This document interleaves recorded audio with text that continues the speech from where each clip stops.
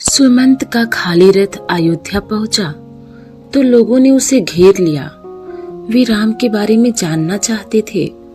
सुमंत बिना कुछ बोले सीधा राजभवन गए। राजा दशरथ कौशल्या भवन में थे, बेचैन सुमंत की प्रतीक्षा में। उन्होंने कहा, महामंत्री, राम कहाँ है? सीता कैसी है? लक्ष्मण का क्या समाचार है? वे कहाँ रहते हैं? क्या खाते हैं? सुमंत की आंखों में आंसू थे। उन्होंने एक एक कर महाराज के सभी प्रश्नों का उत्तर दिया। सुमंत को पता था कि दशरथ को इन उत्तरों से संतोष नहीं होगा। महाराज की बेचैनी बनी रही, बढ़ती गई। वनगमन के छठे दिन दशरथ ने प्राण त्याग दिए। राम का वियोग उनसे सहा नहीं गया। दूसरे दिन महर्षि वशिष्ठ ने मंत्री परिषद से चर्चा की। सबकी राय थी कि राजगद्दी खाली नहीं रहनी चाहिए। तय हुआ कि भरत को तत्काल अयोध्या बुलाया जाए। घुड़सवार दूत रवाना किए गए, इस निर्देश के साथ कि उन्हें अयोध्या की घटनाओं के संबंध में मौन रहना है। भरत कैकेयी राज्य में थे, अपनी ननिहाल में, अयोध्या की घटनाओं से सर्वथा अनभिज्ञ। लेकिन वे चिंतित थे। उन्होंने एक सपना देखा था, पर उसका अर्थ पूरी तरह नहीं समझ पा रहे थे। संगी साथियों के साथ बातचीत में उन्होंने कहा, मैं नहीं जानता कि उसका अर्थ क्या है, पर सपने से मुझे डर लगने लगा है। मैंने देखा कि ये समुद्र सूख गया, चंद्रमा धरती पर गिर पड़े, वृक्ष सूख गए। एक राक्षसी पिता को खींचकर ले जा रही है। वे रथ पर बैठे हैं, रथ गधे खींच रहे हैं। जिस समय भरत मित्रों को अपना सपना सुना रहे थे, ठीक उसी समय अयोध्या से घुड़सवार दूत वहां पहुंचे। घुड़सवारों ने छोटा रास्ता चुना था जल्दी पहुंचने के लिए। भरत को संदेश मिला। वे तत्काल अयोध्या जाने के लिए तैयार हो गए। ननिहाल में भरत का मन नहीं लग रहा था, उचट गया था। वे अयोध्या पहुंचने को उतावले थे। कैकेयी राज ने भरत को विदा किया, 100 रथों और सेना के साथ। उन्हें घुड़सवारों से अधिक समय लगा, लंबा रास्ता पकड़ना पड़ा। सेना और रथ खेतों से होकर नहीं जा सकते थे। वे 8 दिन बाद अयोध्या पहुंचे, नदी पर्वत लांघते थके हुए और चिंतित। भरत ने अयोध्या नगरी को दूर से देखा। नगर उन्हें सामान्य नहीं लगा, बदला बदला सा था। अनिष्ट की आशंका उनके मन में और गहरी हो गई।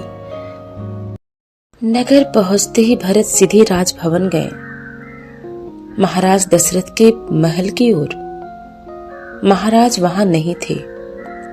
फिर वे कैकेयी के महल की ओर बढ़े। मां ने आगे बढ़कर पुत्र को गले लगा लिया, परंतु भरत की आंखें पिता को ढूंढ रही थी। उन्होंने मां से पूछा, पुत्र, तुम्हारे पिता चले गए हैं वहां जहां एक दिन हम सबको जाना है। उनका निधन हो गया है। भरत यह सुनते ही शोक में डूब गए, पछाड़ खाकर गिर पड़े, विलाप करने लगे। मां कैकेयी ने उन्हें उठाया, ढाढ़स बंधाया, कहा, उठो पुत्र, यशस्वी कुमार शोक नहीं करते। तुम्हारा इस प्रकार दुखी होना उचित नहीं है, राजगुणों के विरुद्ध है। अपने को संभालो। क्या से क्या हो गया? भरत यह मानकर चल रहे थे कि पिता राज्याभिषेक की तैयारियों में व्यस्त होंगे। सब कुछ उल्टा हो गया। उन्होंने मेरे लिए कोई संदेश दिया? भरत ने मां से पूछा। नहीं। अंतिम समय में उनके मुंह से केवल 3 शब्द निकले, हे राम, हे सीते, हे लक्ष्मण। तुम्हारे लिए कुछ नहीं कहा। भरत व्याकुल थे। विकलता बढ़ती जा रही थी। वह तुरंत राम के पास जाना चाहते थे। महाराज ने उन्हें वनवास दे दिया है 14 वर्ष के लिए। सीता और लक्ष्मण भी राम के साथ गए हैं। कैकेयी ने भरत का मन पढ़ते हुए कहा। वह जानती थी कि भरत यहाँ से सीधा राम के पास ही जाएंगे, परंतु वनवास क्यों? भ्राता राम से कोई अपराध हुआ? राम ने कोई अपराध नहीं किया, महाराज ने उन्हें दंड भी नहीं दिया। इसके लिए मैंने महाराज दशरथ से प्रार्थना की थी। मुझे तुम्हारे हित में यही उचित लगा, मैं तुम्हारा अहित नहीं देख सकती थी। कैकेयी ने कहा। वरदान की पूरी कथा सुनाते हुए उन्होंने कहा, उठो पुत्र, राजगद्दी संभालो, अयोध्या का निष्कंटक राज्य अब तुम्हारा है। भरत अपना क्रोध रोक नहीं सके, चीख पड़े, यह तुमने क्या किया माते? ऐसा अनर्थ, घोर अपराध, अपराधिनी हो तुम। वन तुम्हें जाना चाहिए था, राम को नहीं। मेरे लिए यह राज अर्थहीन है। पिता को खोकर, भाई से बिछड़कर नहीं चाहिए मुझे ऐसा राज्य। इस बीच मंत्रीगण और सभासद भी वहां आ गए। भरत बोलते रहे, तुमने पाप किया है माते, इतना साहस कहां से आया तुम में? किसने तुम्हारी बुद्धि भ्रष्ट की? उल्टा पाठ किसने पढ़ाया? यह अपराध अक्षम्य है, मैं राजपद नहीं ग्रहण करूंगा। तुमने ऐसा सोचा कैसे? सभासदों की ओर मुड़ते हुए भरत ने हाथ जोड़कर कहा, आप भी सुन लें, मेरी माँ ने जो किया है उसमें मेरा कोई हाथ नहीं है। मैं राम की सौगंध खाकर कहता हूँ, मैं राम के पास जाऊंगा, उन्हें मनाकर लाऊंगा, प्रार्थना करूंगा कि वे गद्दी संभाले, मैं दास बनकर रहूंगा। भरत बहुत उत्तेजित हो गए थे, स्वयं पर नियंत्रण नहीं रख सके। बोलते बोलते उनकी सांस उखड़ने लगी, वे चकराकर धरती पर गिर पड़े। कैकेयी के महल से निकलकर भरत रानी कौशल्या के महल की ओर चल पड़े। उनसे लिपटकर बच्चों की तरह बिलख बिलख कर रोए, उनके चरणों में गिर पड़े। कौशल्या आहत थी। उन्होंने कहा, पुत्र, तुम्हारी मनोकामना पूर्ण हुई, तुम जो चाहते थे हो गया। राम अब जंगल में है, अयोध्या का राज तुम्हारा है। मुझे बस एक दुख है, कैकेयी ने राज लेने का जो तरीका अपनाया वह अनुचित था, मार्मिक था। तुम राज करो पुत्र, पर मुझ पर एक दया करो, मुझे मेरे राम के पास भिजवा दो। भरत ने रानी कौशल्या से क्षमा मांगी, सफाई दी। रानी कैकेयी के व्यवहार पर ग्लानि व्यक्त की। कहा, राम मेरे प्रिय अग्रज हैं, मैं उनका अहित सोच भी नहीं सकता, मैं निरपराध हूँ। कौशल्या ने भरत को क्षमा कर दिया, उन्हें गले से लगा लिया। भरत सारी रात फूट फूट कर रोते रहे। सुबह तक शत्रुघ्न को पता चल गया था कि कैकेयी के कान किसने भरे। मंथरा अयोध्या के घटनाक्रम से घबरा गई थी, छिप गई। कुछ दिनों से उसे किसी ने नहीं देखा।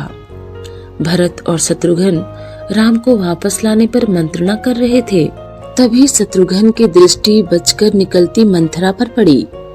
उन्होंने लपककर उसके बाल पकड़ लिए, खींचते हुए भरत के सामने लाए।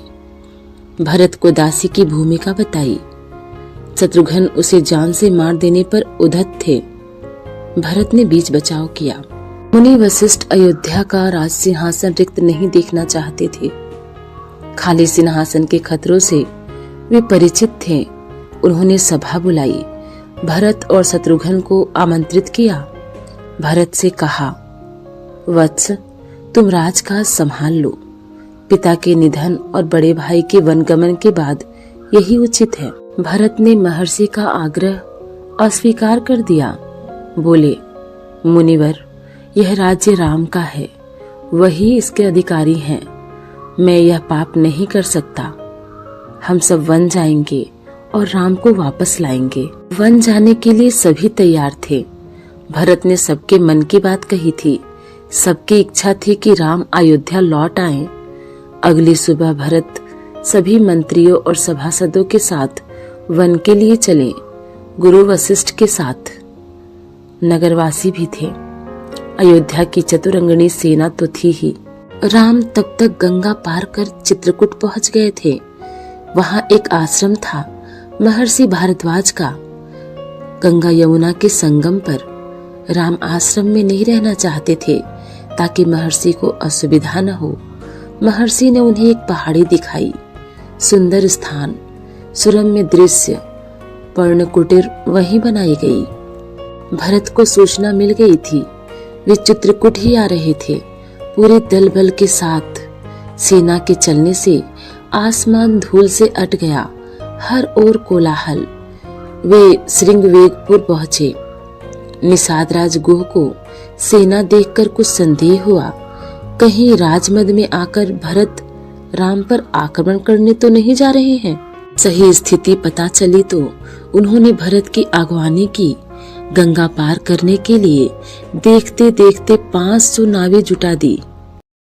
रास्ते में मुनि भारद्वाज का आश्रम पड़ा। उन्होंने भरत को राम का समाचार दिया। वह मार्ग दिखाया जिधर से राम गए। वह पहाड़ी दिखाई जहां राम ने पर्णकुटी बनाई। अयोध्या वासियों ने रात आश्रम में ही बिताई, इस संतोष के साथ कि राम अब दूर नहीं है। आगे जंगल घना था। सेना चली तो वन में खलबली मच गई। जानवर इधर उधर भागने लगे। पंछियों ने अपना बसेरा छोड़ दिया। छोटी वनस्पतियां सेना के पांव तले कुचल गई। बड़े वृक्ष थर्रा उठे। राम और सीता पर्णकुटी में थे। लक्ष्मण पहरा दे रहे थे। कोलाहल उन्होंने भी सुना। वे एक ऊंचे पेड़ पर चढ़ गए देखने के लिए कि मामला क्या है। लक्ष्मण ने देखा कि विराट सेना चली आ रही है। सेना का ध्वज जाना पहचाना था। अयोध्या की सेना थी। वे उत्तर की ओर से आगे बढ़ रहे थे।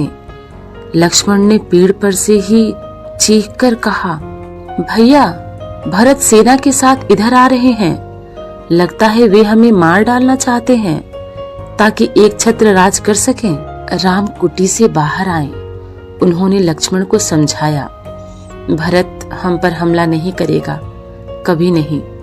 वह हम लोगों से भेंट करने आ रहा होगा। राम ने कहा, भेंट के लिए सेना के साथ आने का क्या औचित्य है? दो भाइयों के मिलन में सेना का क्या काम?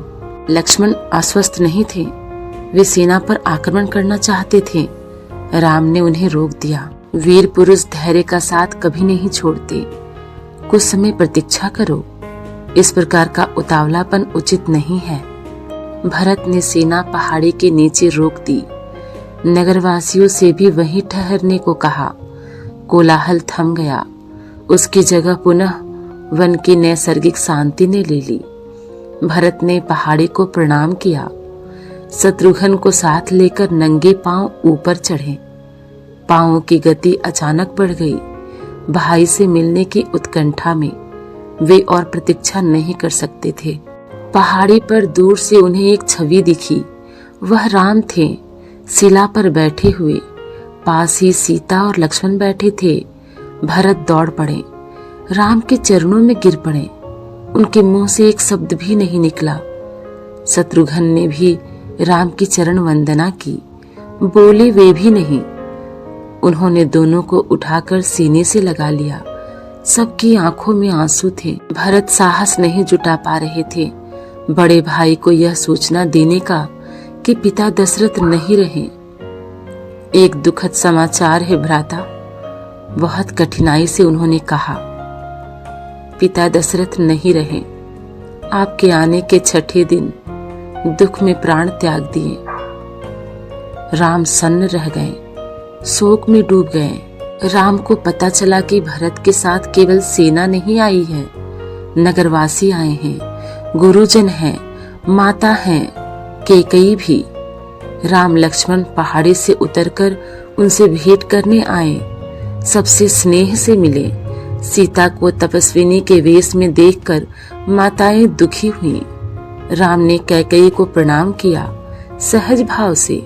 कैकेयी मन ही मन पछता रही थी। अगले दिन भरत ने राम से राज ग्रहण करने का आग्रह किया, समझाया, विनती की कि अयोध्या लौट चले। राम इसके लिए तैयार नहीं हुए। पिता की आज्ञा का पालन अनिवार्य है। पिता की मृत्यु के बाद मैं उनका वचन नहीं तोड़ सकता। भरत को राजकाज समझाया, कहा कि अब तुम ही गद्दी संभालो, यह पिता की आज्ञा है। राम भरत संवाद के समय मंत्री और सभासद वहां उपस्थित थे। मुनि वशिष्ठ भी। भरत बार बार राम से लौटने का आग्रह करते रहे। राम हर बार पूरी विनम्रता और दृढ़ता के साथ इसे अस्वीकार करते रहे। महर्षि वशिष्ठ ने कहा, राम, रघुकुल की परंपरा में राजा ज्येष्ठ पुत्र ही होता है। तुम्हें अयोध्या लौटकर अपना दायित्व निभाना चाहिए, इसी में कुल का मान है। राम ने बहुत संयम स्वर में कहा, चाहे चंद्रमा अपनी चमक छोड़ दे, सूर्य पानी की तरह ठंडा हो जाए, हिमालय शीतल न रहे, समुद्र की मर्यादा भंग हो जाए, परंतु मैं पिता की आज्ञा से विरत नहीं हो सकता। मैं उन्हीं की आज्ञा से वन आया हूँ, उन्हीं की आज्ञा से भरत को राजगद्दी संभालनी चाहिए। राम किसी तरह लौटने को तैयार नहीं हुए। भरत के चेहरे पर निराशा के भाव थे, वे विफल हो गए थे राम को मनाने में। आप नहीं लौटेंगे तो मैं भी खाली हाथ नहीं जाऊंगा। आप मुझे अपनी खड़ाऊं दे दे, मैं 14 वर्ष उसी की आज्ञा से राजकाज चलाऊंगा। भरत का यह आग्रह राम ने स्वीकार कर लिया, अपनी खड़ाऊं दे दी।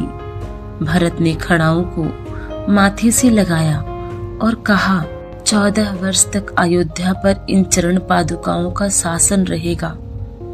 सबको प्रणाम कर राम ने उन्हें चित्रकूट से विदा किया। राम की चरण पादुकाओं को एक सुसज्जित हाथी पर रखा गया।